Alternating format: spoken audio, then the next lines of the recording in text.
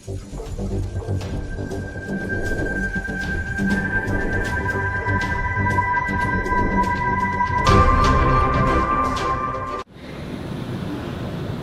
evening, His Excellency China's Consul General in Kuching, Mr. Fu Jijun and Madam, yang berbahagia Datuk Patinggi Tan Sri George Chan and Datin Petinggi Honor,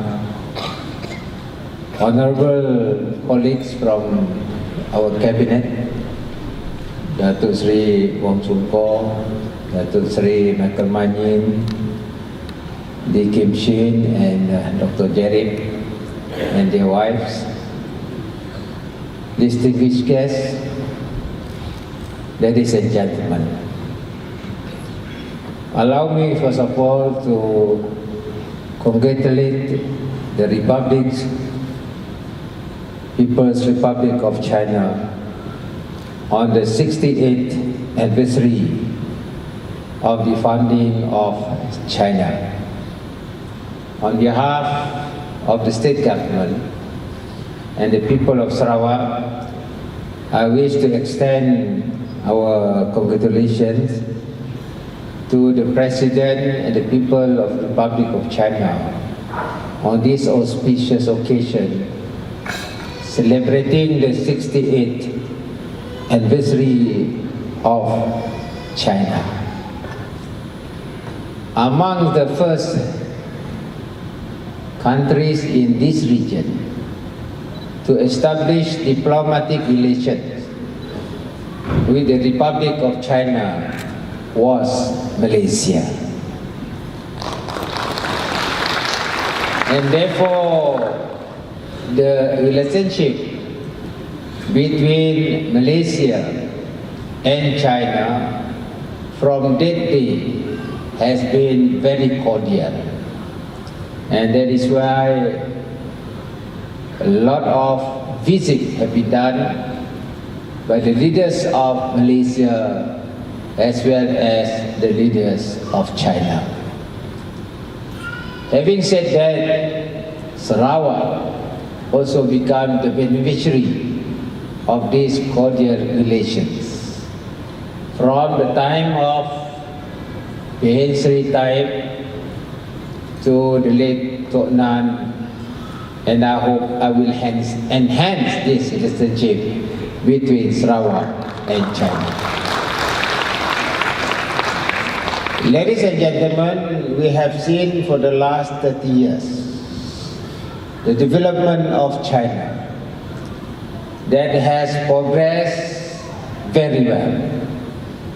After the opening of China by the late Deng Xiaoping, I had the opportunity of visiting Shenzhen in 1989, when Shenzhen was about to be opened up from a fishing village to an industrial city that we see today. At that time, I was with the former Minister of International Trade, Rafida Aziz, and we could see a lot of cranes in Shenzhen, a lot of stones, and a lot of construction materials in Shenzhen. By then we knew that Shenzhen will be a region that will complement and perhaps compete with Hong Kong. And today, what we saw then is now a reality. And Shenzhen becomes an important industrial center in China. I asked my friend from China, why did Deng Xiaoping open up Shenzhen first? After he visited US and he visited Singapore. After that visit, he opened up China. Then the reply was, Shenzhen was a test bed. Whether China and its people can shift and receive the open door policy in terms of economic development for China within the regime set and created by the Chinese people themselves, where the tradition and the way they develop is based on their own philosophy and concept. And apparently, it is a successful concept. After Shenzhen, I was told, the development went to the central part of China and eventually to the north. And as you know, the other city in the north that has embraced technology, that has embraced modern concept of economic development is Tianjin. And Tianjin to Beijing is a matter of 25 to 30 minutes by fast train. I had also the opportunity to ride on the fastest train in Shanghai from the city to the airport. And you could see that as if you are flying on land, just like a plane. That is the technology reflective of how the Chinese adopt new technology and transform the whole of China, including, of course, the interior part of China that is now being opened up. Along that historical transformation, I admire the concept and the philosophy of Deng Xiaoping. He once said, he's a very humble man. If I could quote what he said, keep a cool head and maintain low profile.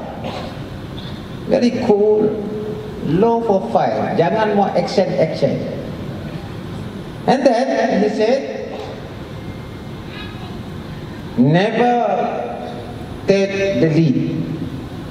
Never take the lead, but aim for something big. That's why I noticed China always number 2 in world's economy. I think purposely let America be number 1. Actually, China can be number 1, but low profile. And this philosophy I want to adopt for Sarawak. Let us be low, but we thrive as a digital state in Malaysia. We don't have to sound big, but we aim big. And that is the philosophy of Deng Xiaoping, and I believe Sarawak can adopt that policy. And that is why I go for digital economy from 1.0 industrial revolution to 4.0 industrial revolution. Automation, artificial intelligence, and of course we try to have seamless technology for Sarawak to move forward. We learn from China,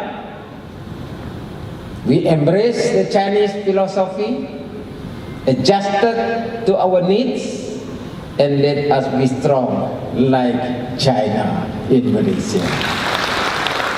Ladies and gentlemen, in terms of trade, the Chinese have come to Sarawak and invested not only in manufacturing but also offering their services in our major projects, including our hydro dam, road infrastructure, and other manufacturing plants that are sited in Samalaju. And volume of investment coming to Sarawak at the moment is about 5 billion ringgit. And our export to China is mainly LNG, oil palm, and wood-based product. And that amounts roughly about 6 billion ringgit. I'm sure we can enhance our trade with China. But one area that I am very interested in is the IT infrastructure in China. In Shenzhen, the speed, internet speed is beyond imagination. Certain area, they got 46 terabit. So much so that the communication in Shenzhen, I think one of the best in this region.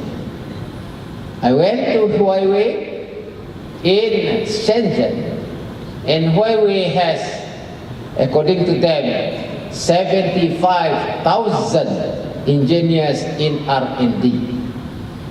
So much so, Huawei, I think now is one of the top companies, IT companies in the world. I think they can beat Apple. And aside from Huawei, you know very well the volume and value of Alibaba. That is only one Alibaba. They have another one.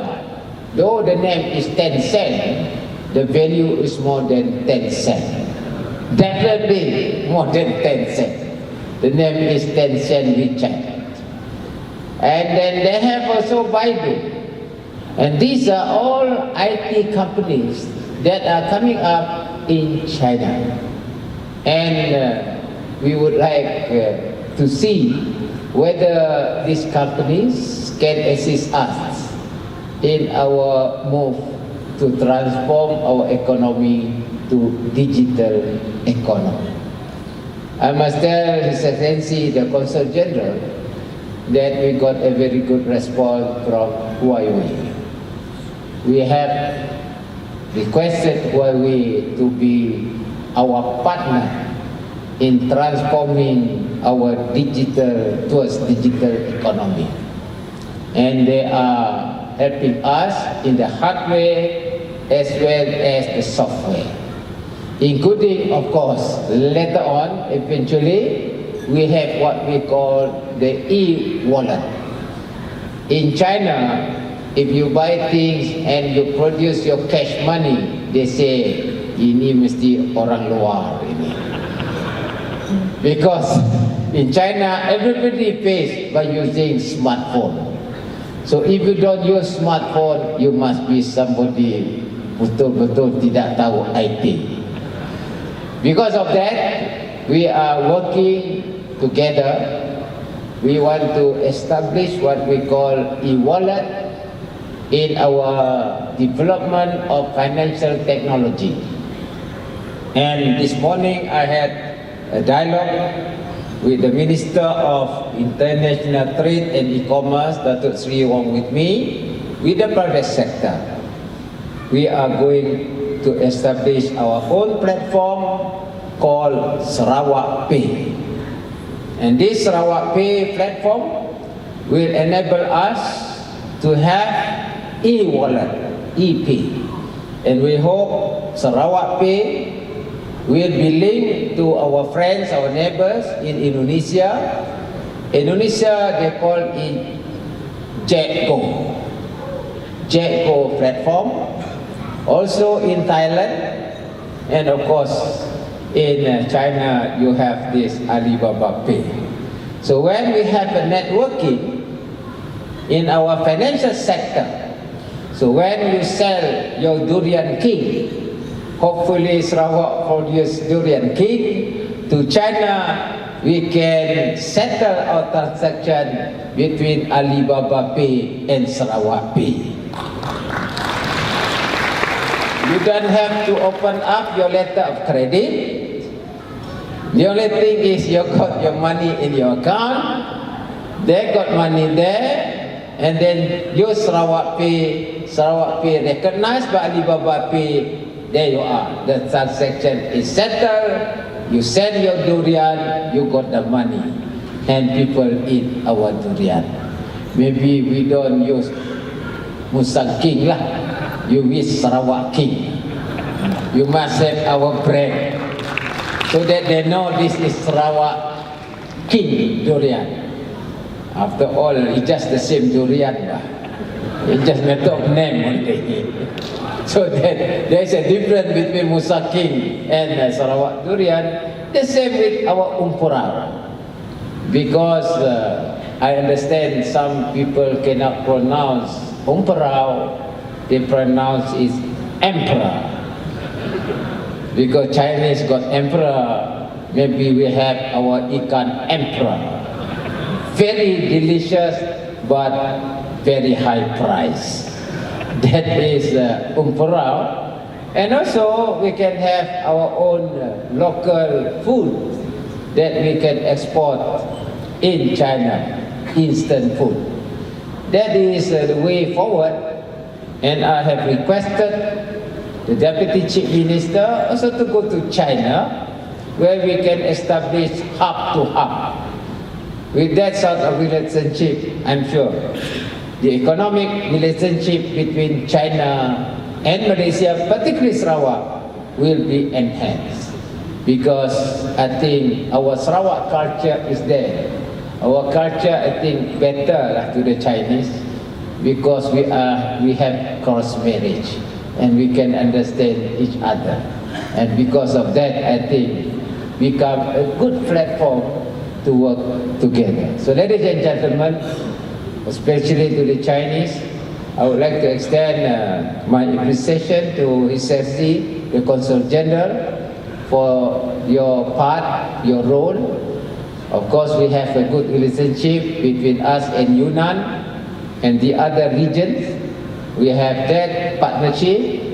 In Yunnan, we have established certain collaboration in the field of agriculture, because Yunnan is the second country, I think, region that produce flour to the world, beside Holland. And we got our own indigenous flour, where we can collaborate in terms of technology in horticulture and also in agriculture. And with this collaboration, I think we can move forward together. There are other areas also where we can enhance our economic collaboration. I'm sure the business community in Sarawak can explore new ways, new business connectivity, and also new products for us to exchange between China and Sarawak.